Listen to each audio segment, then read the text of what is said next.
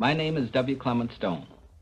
As General Manager of the Napoleon Hill Associates, it is my privilege to once again introduce you to Napoleon Hill, the author of How to Raise Your Own Salary, Think and Grow Rich, and many other success books. This is another in a series of inspirational visits with Napoleon Hill, who has helped many thousands of people find their places in the world and acquire financial independence far beyond their needs. And now, I share with you Napoleon Hill.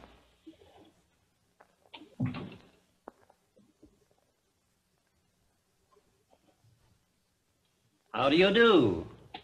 I'm very happy to have this personal visit with you. Won't you be seated, please?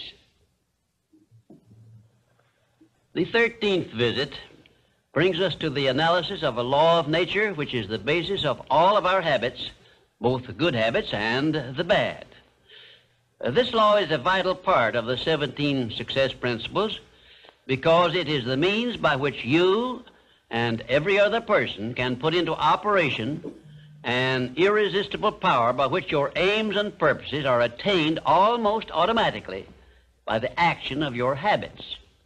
I have named this law cosmic habit force because it is the law which gives definiteness of action to everything which moves throughout the entire universe.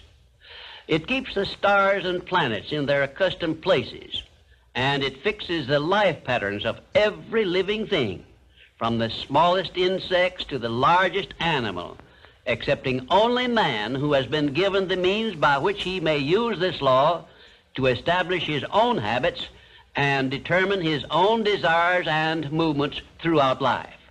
Cosmic habit force binds every living thing lower in the scale of intelligence than man with what we call instinct. But man can rise above these fixed patterns by which lower forms of life live and establish his own pattern. This privilege, as I have mentioned in former visits, is the only thing over which man has complete power of control and direction. And it is interesting to observe that the Creator never gives man any form of riches without sending along with it the means by which man may do whatever he pleases with those riches. In order that you may get the full benefit of this visit on cosmic habit force, it will be necessary for you to review what I have said previously in connection with the 12 principles of success I have already described, particularly the principle of definiteness of purpose. Like every other natural law, cosmic habit force has both a positive and a negative potential application.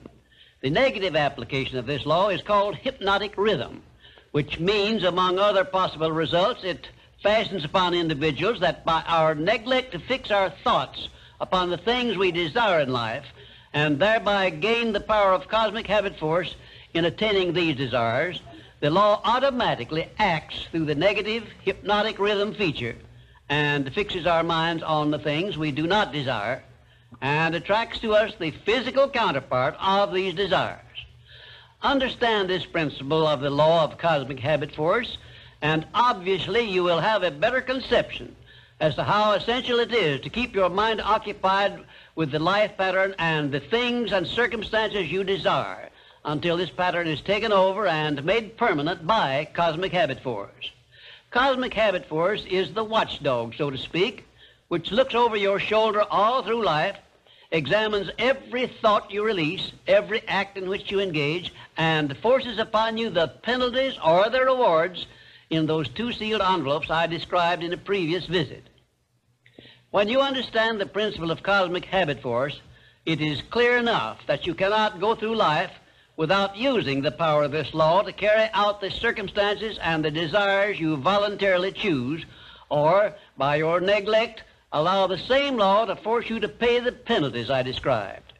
You have a power of choice here, the same as in all other things, but your neglect to exercise this power brings certain, if not always swift, retribution upon you.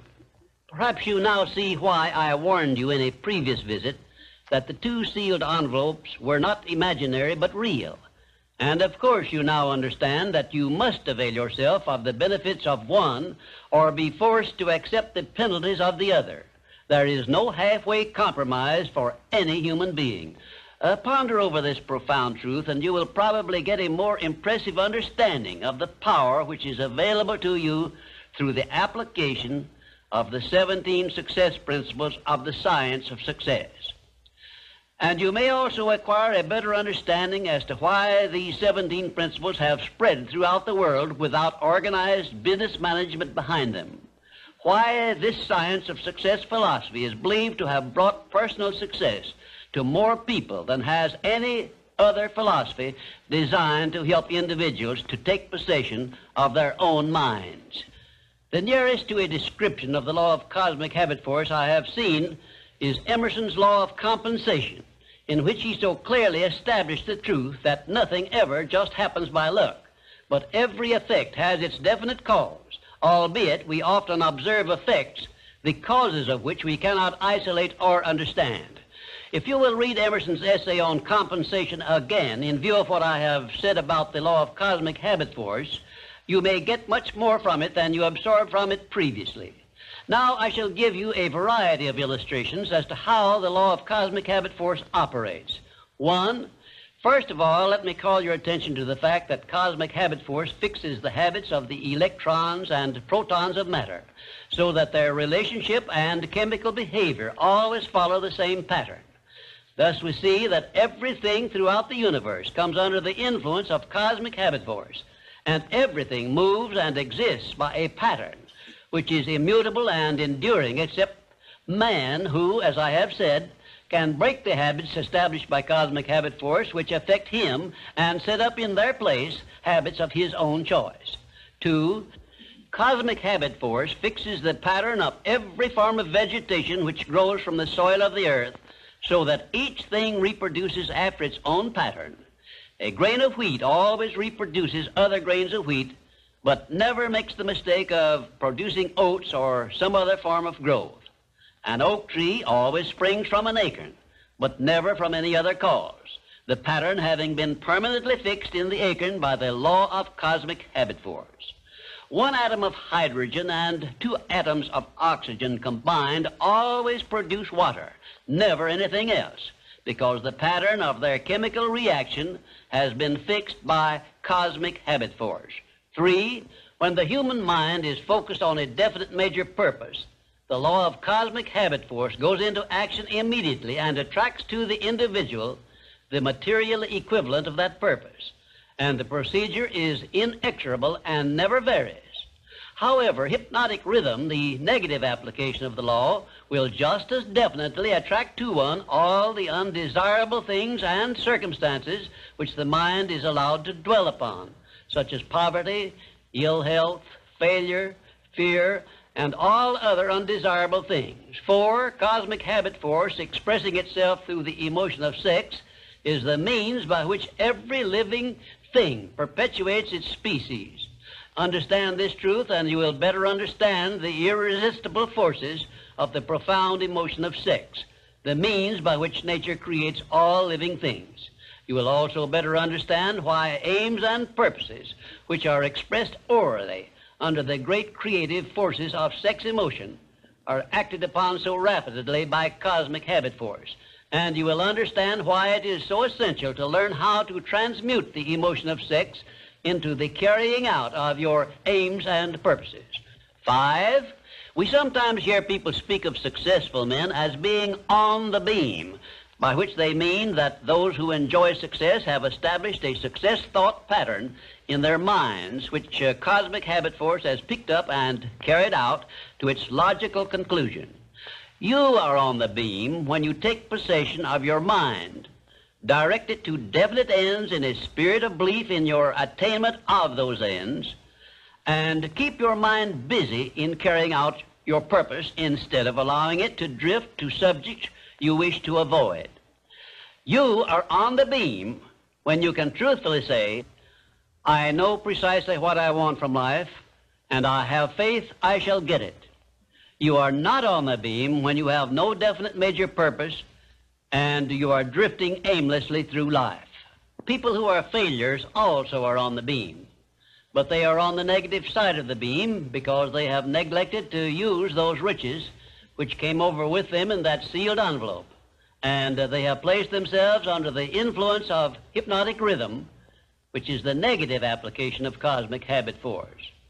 There is one word which doctors dread, and it is the word fixation, which means that a sick person believes in his sickness as something which cannot be cured. Fixations can become a priceless asset by those who have discovered the great master key to success and have learned how to develop fixations in their minds based on the things they desire most in life. Cosmic habit force is the power which makes fixations permanent. You should have a definite fixation based on your major purpose in life, but you are the only one who can create this fixation. You can do it by taking possession of your own mind and keeping it directed toward the attainment of your major purpose.